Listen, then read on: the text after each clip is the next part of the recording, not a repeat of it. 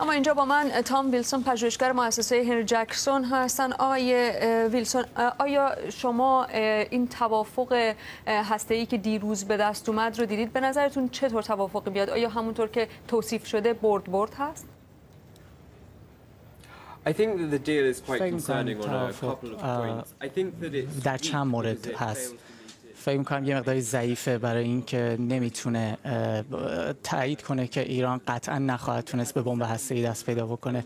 یه مشکل دوم هم داره، اونم اینه که ممکنه به ایران اجازه بده که فعالیت‌های دیگری انجام بده، مثلا بتونه تحریم‌های تسلیحاتی رو برداره. بنابراین این برای امنیت منطقه بد هست.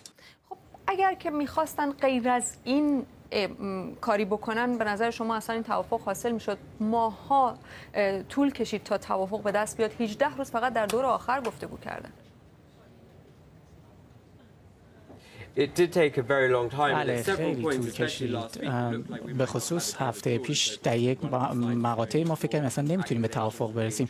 یک اتهاماتی به هم میزدن، بعد مردم به هم اتهام میزدن. بنابراین خیلی عجیب بود که تونستن در نهایت به توافق برسن، ولی فکر میکنم که میتونستن یه مقداری فشار بیشتری بیاره طرف غربی و بگه که مثلا ترک میکنه و مطمئن بشه که این توافق توافقی خواهد بود که به اهدافشون میرسد. یه نکته که شما هم روش تاکید کردید، روی تحریم تسلیحاتی بیشتر تاکید داره، اما میدونیم که در همین قرارداد هم برای 8 سال تقریبا روی تحریم تسلیحاتی ایران باقی خواهد موند. بعد از اینکه تمام نگرانی ها بابت پرونده اتمی رفع شد، تحریم تسلیحاتی هم رفع میشه. آیا به نظر شما این کافی نبود؟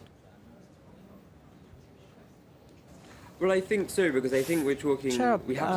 فکر می‌کنم ما باید بلند مدت‌تر نگاه کنیم. وقتی که تحریم‌های مالی و همینطور تحریم‌های حقوقی برداشته بشه، اما خیلی از غربی‌ها نگران خواهند بود که ایران یک جورایی یک بسته تعلیق تحریم ها رو داره میده که تهش بازه، در حالی که باید مشخص باشه که تا چه زمانی ایران میخواد تحریم تسلیحاتی براش وجود داشته باشه. خب من روی این باز بیشتر تمرکز بکنم. شما فکر میکنید تا چند سال ایران باید از جامعه جهانی با فاصله‌ای که تا به حال بوده باقی بمونه؟ ظرف سالهای اخیر این شدت گرفته، اما بیشتر از 30 سال هست که ایران بعد به خصوص از شروع جنگ با عراق فاصله زیادی از جامعه جهانی گرفته. به نظر شما این فاصله باید در همون شکل باقی بمونه؟ نه، فکر نمی کنم کسی بخواد ایران رو جدا ببینه. منم نمیخوام، من دلم میخواد ایران رو ببینم که برمیگرده به جامعه جهانی هر زمانی که این امکان داشته باشه. ولی فکر میکنم که تحریم‌ها باید تا زمانی که ایران توافقات بین المللی رو میشکنه همچنان اونجا باشه. اگر ایران در زمینه MPT مثلا خلافی بکنه و همینطور در زمینه تحریم‌های سازمان ملل و همینطور حمایت بکنه از کشورهای از افرادی مثل اسد، امیدوارم که این مسئله باشه که منظورم نمیخوام که مردم ایران صدمه ببینن، ولی دولت‌ها قطعا این وسط باید تحریم باشن. خب به نظر میاد که این غیر ممکن هست. در واقع تحریمی که فقط به روی دولت فشار بیاره و روی مردم ثابت شد که ممکن نیست. اجازه بدید برگردونیم به صحبت‌های امروز آقای اوباما. همه رو شما میشنیدید. به نظر شما چرا او اینقدر تا اینجا پای این توافق وایساده؟ خیلی ها میگن که او حتی با این توافق قمار کرده در موقعیت خودش و اونطور که تاریخ در آینده به اون نگاه خواهد کرد.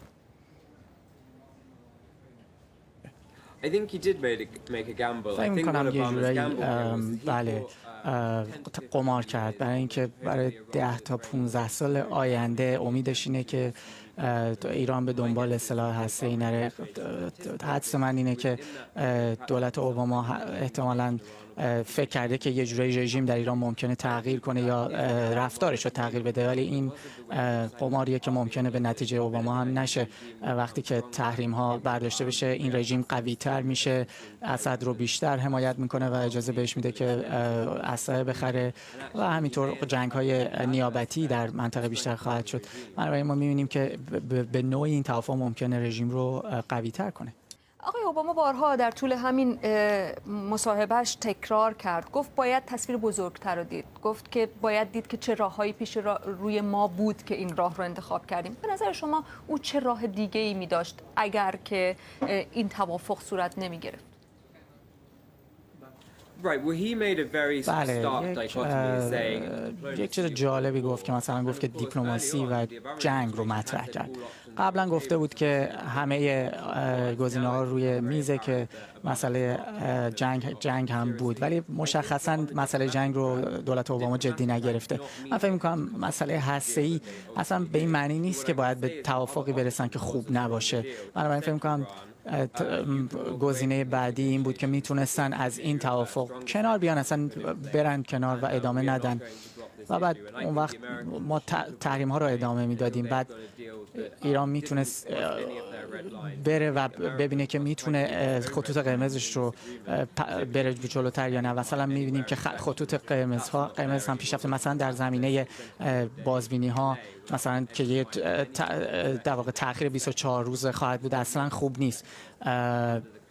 ولی در حالت فعلی باید به ایران در واقع بگن قبل از اینکه بخوان جاهای در واقع میلیتری رو ببینن که این خیلی آپشن خوبی نیست. ولی آقای اوباما بارها روی این تاکید کرد که نظارت 24 ساعته در تمام روزهای سال اونجا هست، یعنی اشاره‌ای داشت به دوربین هایی که کار گذاشته شده. به نظر شما واقعا نمیشه به سیستمی که آژانس بین‌المللی انرژی اتمی برای این قضیه داره اعتماد کرد؟ چون آژانس سال‌هاست که داره نظارت میکنه روی برنامه هسته‌ای ایران.